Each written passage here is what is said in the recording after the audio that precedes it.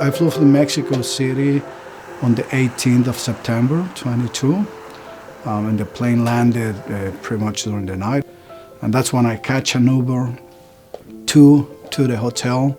And on the I-66, at some point during the night, I realized someone was driving in the wrong side of the road, and we had a frontal crash to the other car at 60 miles per hour, 60 or 70, something like that, said the report. The next thing, I wake up, I remember I couldn't breathe, and I really got scared.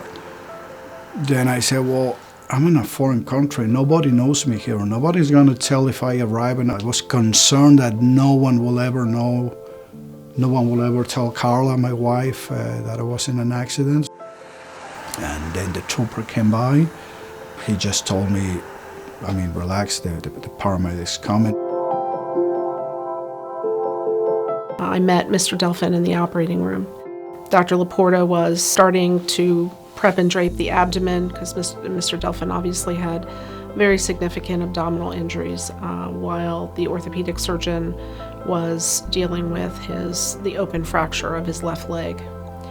So we worked concomitantly, 2 teams, which in a small operating room is no easy feat. But the last thing I remember, and I think it was Dr. Laporta who came to me and said, Ricardo, we're going to make the best out of this, but you have to be conscious that your left leg is in danger and your life is in danger, but we're going to do the best of this. And then I came to my mind and said, well, I'm going to have to help myself to get out of this in my mind. So relax yourself and fight this up. It was obviously going to be a very long road with a lot of interventions that were going to be required, but I was very hopeful that we were going to be able to have a good outcome. I didn't realize it was going to be an amazing outcome.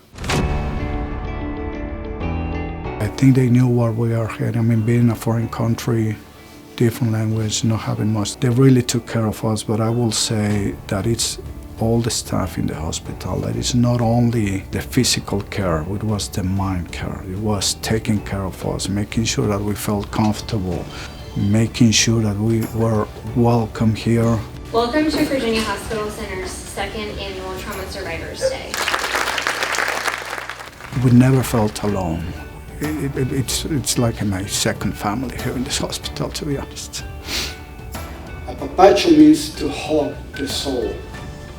And you have so hugged my soul. You have given me an apapacho. The hospital has been incredibly dedicated for the last 2.5 years to developing this trauma center. They really are very cognizant of what we need and really work very hard to get us what we need to take care of the patients. The fact that we were able to essentially go from the accident scene to the hospital, stay within our county, cuts down on the amount of time we're in transport, which only benefits that patient. It's extremely rewarding to see somebody that you were so intimately involved with in their care, and just to see the complete 180 from that night to today, it's remarkable. I couldn't be luckier than being to Virginia Hospital Center. And just picture being in a foreign country, not knowing what's going to happen to you, not having control whatsoever or where I was going to be taken.